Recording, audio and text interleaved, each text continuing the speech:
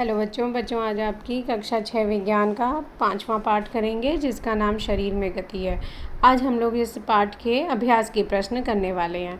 तो ये देखिए, ये आपके अभ्यास के प्रश्न हैं और अभ्यास के प्रश्नों में जो आपका पहला प्रश्न दिया हुआ है वो है रिक्त स्थानों की पूर्ति कीजिए। तो आपने यहाँ रिक्त स्थान भरने हैं।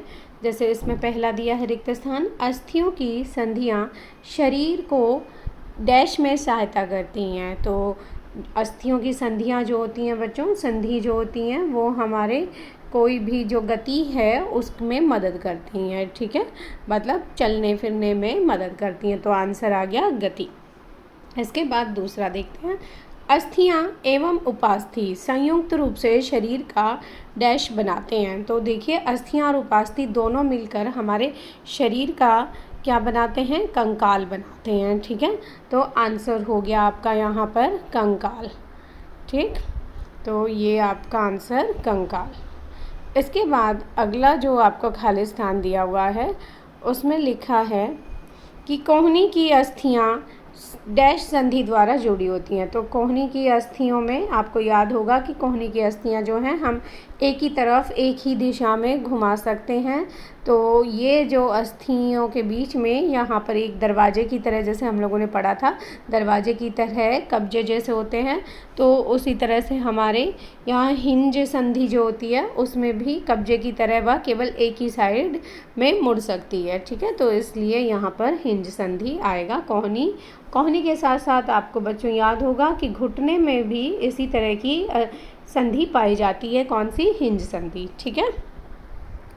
इसके बाद अगला क्वेश्चन जो देखते हैं, गति करते समय डैश के संकुचन से अस्थियां खिंचती हैं। तो अस्थियों का आपने जब हम लोगों ने लेसन पढ़ा था तो आपको बताया था कि हमारे शरीर में जो अस्थियां होती हैं उनके साथ साथ, जैसे मान लो आपकी ये बाजू की अस्थियां हैं, ठीक है। तो यहाँ पर आपकी बाजू की अस्थियों के साथ साथ यहाँ पेशियाँ भी होती हैं, मतलब अस्थि और साथ में आपकी पेशियाँ दोनों मिलकर आपको गति करने में मदद करती हैं, ठीक है। तो यहाँ गति करते समय अस्थियों का संकुचन तो होता नहीं है क्योंकि वो सीधी रहती हैं, पर पेशियाँ जो होती हैं उनका संकुचन होता है, ठीक है। तो पेशियाँ जब संकुचित होती हैं और या फिर रिलैक्स पोजीशन में आती हैं, यानी शिथिल पोजीशन में आती हैं, तो हमारा जो गति है वह होती है, ठीक है। तो इसके बाद आगे देखते हैं। अगला क्वेश्चन जो दिया हुआ है बच्चों, ये खाली स्थान का दिया है, मतलब सत्य असत्य का दिया है। सत्य और असत्य आपने इनमें भरना है। तो सत्य के लिए आपने ट्रू का टी लिखना है और फॉल्स के लिए यानी असत्य के लिए फॉल्स का एफ लिखना है, ठीक है। तो देखते हैं अब इसमें पहला जो आपके सामने है वो है, सभी जंतुओं की गति एवं चलन बिल्कुल एक समान होते हैं।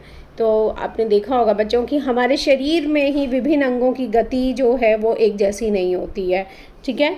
जैसे आप हाथ जो हैं बहुत जल्दी जल्दी भी हिला सकते हैं अपने, परंतु आप अपने जो अचल संधि जो होती है आपकी धुरा, मतलब जो जहाँ आपकी खोपड़ी और ऊपरी जबड़े के बीच में, उसको तो आप हिला भी नहीं पाते हैं, है ना।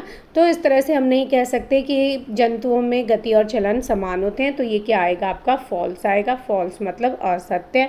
तो असत्य के लिए आपने यहाँ एफ लिखना है, ठीक है। इसके बाद दूसरा देखते हैं। दूसरे में लिखा है उपास्थि अस्थि की अपेक्षा कठोर होती है। तो उपास्थि बच्चों आपको याद होगा, जैसे आपकी बुक में कान का एक एग्जाम्पल लेके बताया हुआ है। तो कान का जो ऊपरी भाग जो होता है, ठीक है, उस ऊपरी भाग में उपास्थि होती है जो कि बहुत कठोर नहीं होता। आप अपना कान को आराम से दबा सकते हैं, ठीक है। तो इसलिए वहाँ पर वो उपास्थि होती है, ठीक। तो उपास्थि जो होती है वह कठोर नहीं होती है अस्थि की तुलना में, ठीक है। तो इसलिए ये कैसा होगा आपका? गलत हो जाएगा, असत्य हुआ, क्योंकि उपास्थि आप अपने कान को छूकर देख सकते हैं कि आपका कान जो है ऊपरी बाहरी कान जो है वह हड्डी की तरह है, मजबूत या कठोर नहीं है। आसानी से वह प्रेस हो जाता है, दब जाता है, मुड़ जाता है, ठीक है। तो इसलिए ये असत्य है। इसके बाद अगला, उंगलियों की अस्थियों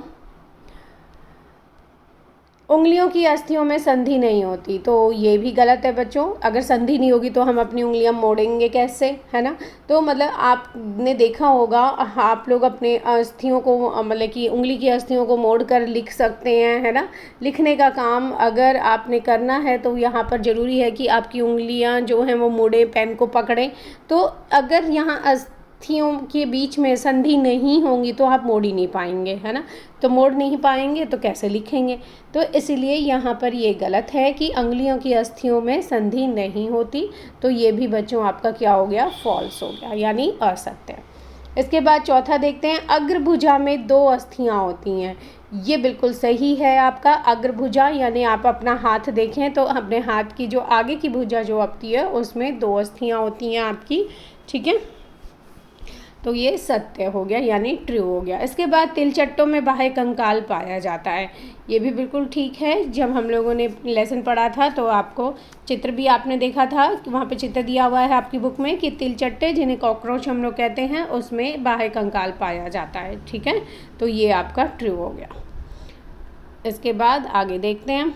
आगे जो क्वेश्चन दिया हुआ है उसमें केवल आपको मैच द कॉलम करना है, मतलब 2 कॉलम दिए हुए हैं आपके पास, कॉलम 1 और कॉलम 2, इनको आपने मिलान करना है, ठीक है। मिलान करने के लिए बच्चों हमेशा, मैंने आपको पहले भी कहा है, आंसर आपने सामने सामने लिखने हैं।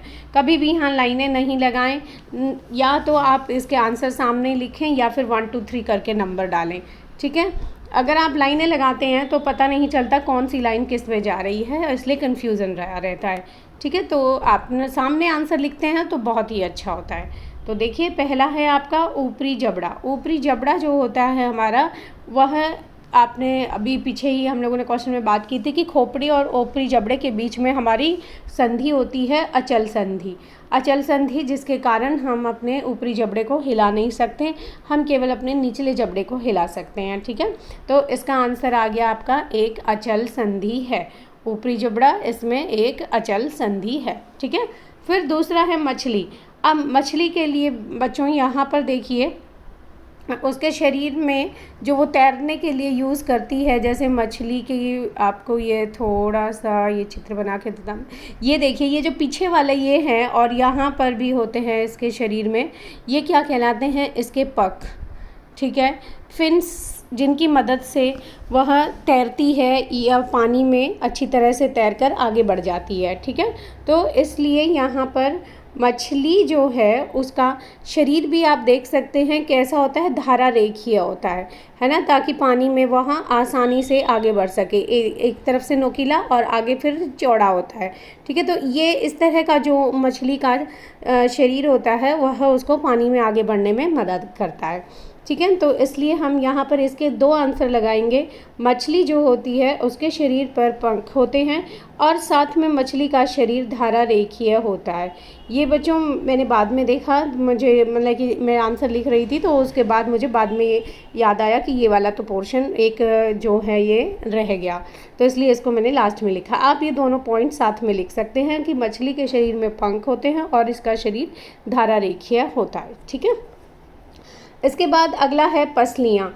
तो पसलियाँ जो होती हैं, आपको पता है हमारे शरीर में जो हमारा हृदय और साथ में हमारा जो फेफड़े होते हैं, नाजुक ऑर्गन जो होते हैं हमारी बॉडी के, उनकी सुरक्षा करते हैं, ठीक है, पसली पिंजर। तो पसलियाँ जो हैं उसके लिए आंसर हो गया आपका हृदय की सुरक्षा करती हैं, ठीक है। इसके बाद है घोंगा। घोंगा जो होता है वो आपको याद होगा, घोंगा जो है वह, उसके भी शरीर में ऊपर एक बाह्य कंकाल होता है। घोंगे के शरीर में बाह्य कंकाल होता है ऊपर, ठीक है, जिसको वो गति करते हुए सिर्फ उसकी बॉडी उसको खींचती है, उसके अलावा उसका कोई काम नहीं होता है। उसमें बस वो घोंगा जो है छुप जाता है, क्योंकि बाह्य कंकाल है वो उसकी सुरक्षा का एक तरह से कार्य करता है, ठीक है। तो घोंगा जो है उसके भी आपने 2 आंसर लिखने हैं बच्चों यहाँ पर, कि इसका शरीर में बाह्य कंकाल होता है और आपने देखा होगा चलते हुए ये कितना धीरे चलता है ना, बहुत ही धीमी गति से चलता है। तो इसके ये 2 आंसर हो गए आपके कि इसका बाह्य कंकाल होता है और बहुत धीमी गति से चलता है, ठीक है। तो यहाँ पर ये 2 आंसर आपने साथ साथ लिख लेने हैं। फिर है अगला तिलचट्टा। तो तिलचट्टा यानी कॉकरोच, जिसके बारे में अभी हमने पीछे बात करी थी कि तिलचट्टे जो होते हैं वह हवा में उड़ सकते हैं, बिल्कुल हवा में उड़ते हैं, है ना। तो हवा में उड़ सकता है ये, और साथ में इसका भी एक बाह्य कंकाल होता है। ठीक, ये बाह्य कंकाल का भी अभी अभी हम पढ़ चुके हैं पीछे। ठीक, जो ट्रू फॉल्स में भी दिया हुआ था कि इसके भी शरीर में बाह्य कंकाल होता है, जो ट्रू था लास्ट वाला हमारा सत्य असत्य में। ठीक, तो इस तरह से ये आपके कॉलम 1 और कॉलम 2 के मैच हो गए हैं, आप इनको कर लें। अगला देखते हैं अब। अगला क्वेश्चन जो दिया हुआ है, निम्न प्रश्नों के उत्तर दीजिए। पहला है कंदुक खलिका संधि क्या है। तो यहाँ पर सिर्फ आपने आंसर देना है कि कंदुक खलिका संधि जो होती है वह क्या होती है। तो ये देखिए इसकी परिभाषा लिखी है बच्चों। कंदुक खलिका संधि कंधे और श्रोणि अस्थियों में पाई जाती है। इसमें एक अस्थि का गेंद रूपी गोल हिस्सा दूसरी अस्थि की कटोरी रूपी गुहिका में धंसा होता है। ठीक है, तो ये आपने यहाँ पर ध्यान रखना है। ये इस धर पर यहाँ दिखाया हुआ है चित्र में, देखिए ये कंधे की अस्थि है, ये श्रोणि अस्थि, ये आपकी बुक का लिया हुआ चित्र है। ठीक है, तो कंधे आपने याद रखना है कि कंदुक खलिका संधि में एक अस्थि जो है वो गेंद रूपी होती है और उसके ऊपर कटोरी रूपी जो दूसरी अस्थि होती है उसके अंदर ये गेंद रूपी हिलती है, तभी अपना हाथ हम लोग पूरा घुमा पाते हैं, है ना। अगर ऐसा नहीं होता तो हम लोग इसको हाथ को अपने को पूरा नहीं घुमा सकते थे कंधे से। ठीक है, तो कंदुक खलिका संधि हमारे कहाँ पाई जाती है शरीर में, कंधे में और श्रोणि अस्थियों में। ठीक है, तो ये आपने याद रखना है। श्रोणि अस्थि यानी कि कूल्हे वाली अस्थि जो होती हैं जिस हिस्से से हम लोग बैठते हैं। ठीक है, तो ये याद रखेंगे आप कि ये दोनों अस्थियाँ श्रोणि अस्थि और कंधे वाली अस्थि में कौन सी संधि हैं, कंदुक खलिका संधि हैं। ठीक, इसके बाद हम लोग आगे देखते हैं अगला क्वेश्चन। अगले क्वेश्चन में लिखा है कपाल की कौन सी अस्थि गति करती है। तो देखें बच्चों, अभी हम पीछे ही ये पढ़ के आ रहे हैं कि जो कपाल का जो निचला जबड़ा जो होता है, यानी ये आपको चित्र दिया हुआ है, देखिए ये निचला जबड़ा जो है, आप खुद अपने मुंह का हिला के देखेंगे तो आपको पता चलेगा कि निचले जबड़े को हम हिला सकते हैं परंतु ऊपर वाले जबड़े को नहीं हिला सकते। ठीक है, तो जो ये हमारे कपाल है यानी हमारी जो खोपड़ी है उसका निचला वाला जबड़ा जो है उसकी अस्थि को हम हिला सकते हैं, गति करती है वो। तो ये आंसर हो गया हमारा। इसके बाद अगला क्वेश्चन जो दिया है, हमारी कोहनी पीछे की ओर क्यों नहीं मुड़ सकती है। तो ये भी हम लोग देखो पीछे रिक्त स्थानों में कर चुके हैं, फिर भी एक बार दोबारा मैं आपको समझा देती हूँ कि ये देखिए यहाँ चित्र की मदद से आप अच्छी तरह समझ सकते हैं कि ये जो कोहनी है हमारी, ये देखें आप, ये जो कोहनी दी हुई है, एक मिनट, ये जो कोहनी दी हुई है ये देखिए, इसको आप इस तरह अंदर की तरफ हिला सकते हैं, अंदर की तरफ आप इसे इस तरह से मोड़ सकते हैं। इसके बाद जब आपने इसको सीधा कर लिया है और इसके सीधे करने के बाद अगर नीचे की तरफ लाते हैं तो आप इसको नीचे नहीं ला सकते हैं। ठीक है, तो हम लोग जैसे दरवाज़ा होता है, दरवाजे को हम एक ही तरफ खोल सकते हैं, बंद कर सकते हैं, है ना।